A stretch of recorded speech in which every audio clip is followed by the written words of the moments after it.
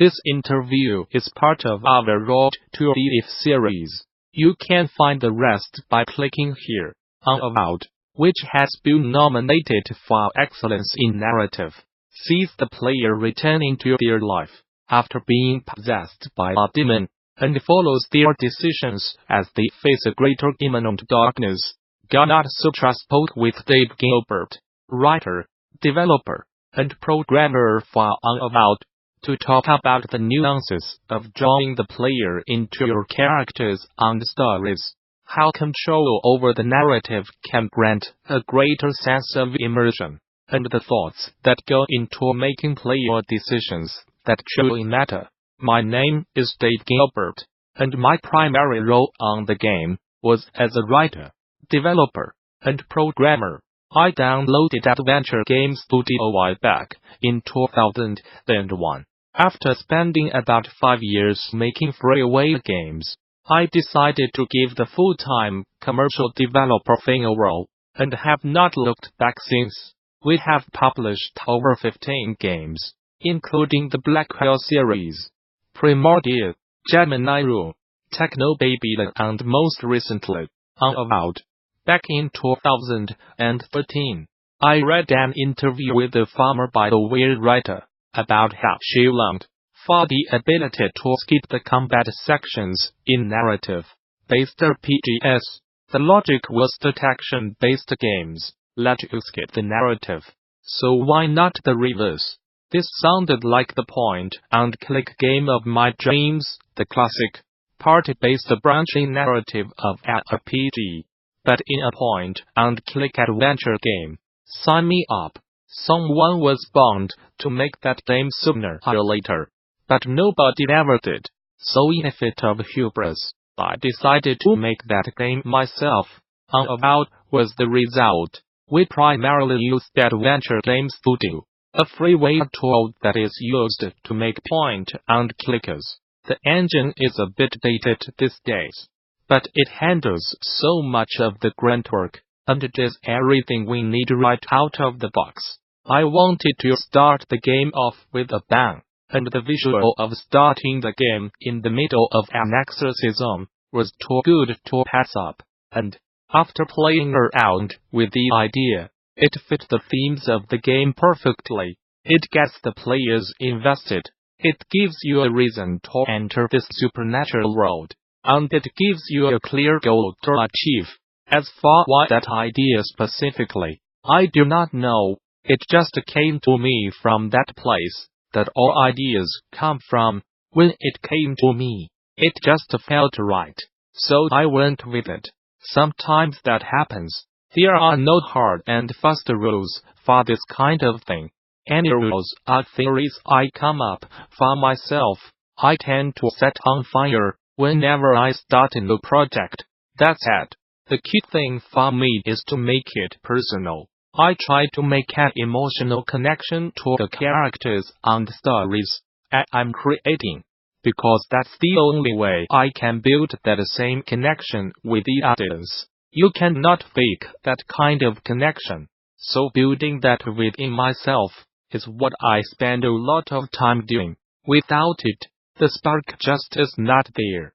I mentioned earlier that I try and create a connection to the characters and stories I create. If I am successful in doing that, then it gives me unique insight into what a difficult choice could be. If I am torn on a particular choice that my characters are faced with, then most likely the players will be as well. For Unavowed, I am particularly proud of how the big decision at the end of the Breakout mission turned out. I still do not know what the correct choice would be, and many players have said the same thing. As I said, I was very inspired by that 2013 BioWare interview. My favorite part of the mid-era BioWare games, which I define as from the original Star Wars, Knights of the Old Republic to the first Mass Effect, before it took over, was the party companions. You make a deliberate choice about who to take with you, and your choices get rewarded in many small and subtle ways. Your party members will react to the world, other characters, and your choices in different ways. And often, I would go back and replay old sections with a different party to see what changed. It's a style of narrative design that is not made much anymore. Even BioWare seems to have given it up. So I wanted to recreate something similar.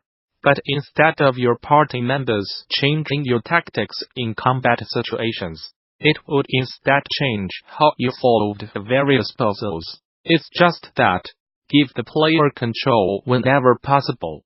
I tend to put more emphasis on immersion and interactivity than puzzles, much to puzzle fans' dismay. But I really want to put it within the experience. Nothing takes that illusion away more than taking away control. So I try to avoid that. I am not always successful. The climax of the Unavowed Wall Street mission is incidental, but I do try. As for conclusions, I think designing a game with multiple endings in mind is a bad idea. Inevitably, one of them will be less satisfying than the other, and I did not want to ever tell the player that they played my game wrong. Any choice you make is valid, and the reward comes from seeing the results of that choice play out in small ways over the course of the game. I never want to cut the player out of content just because they made a particular choice. Holedown is a premium-priced mobile brick breaker built upon the joy found in a single moment in the genre, the time when the ball sneaks behind the blocks and just goes wild, bashing away at them as the player watches.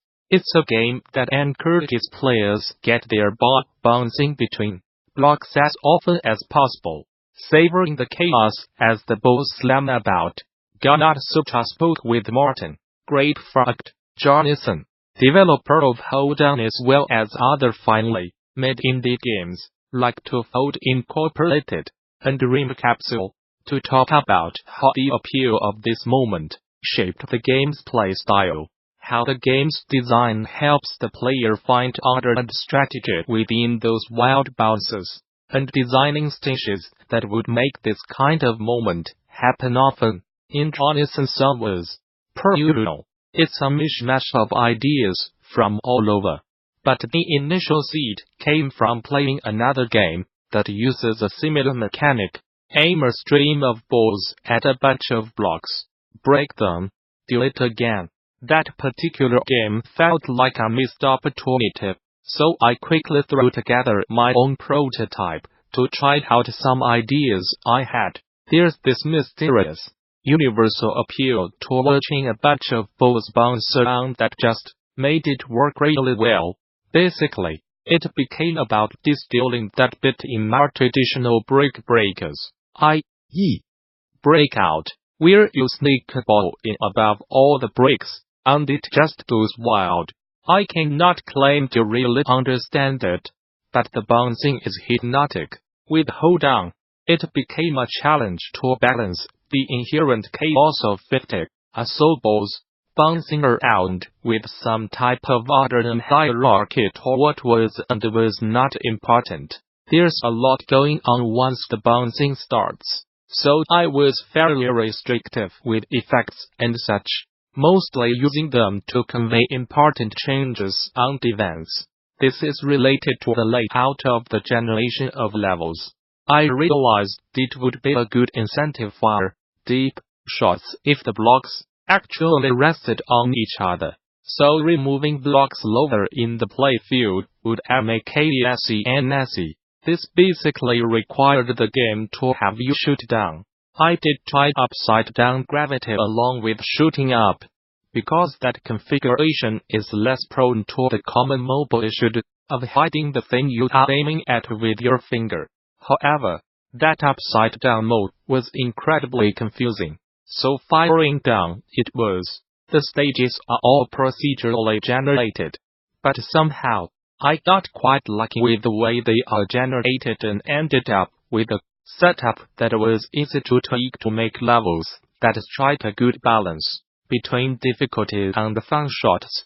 Early in prototyping, It became obvious that the most fun shots were when you managed to get your balls in a small pocket and they bounce around wildly. These types of setups were originally somewhat rare to happen upon, but once I realized I could do the rounded corners, it all fell into place.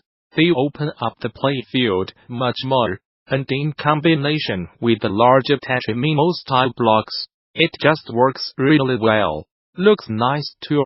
That balance is all down to tweaking the way the levels are generated. Luckily, I have many knots I can tweak for that. I can adjust how many blocks are filled, how big the blocks are,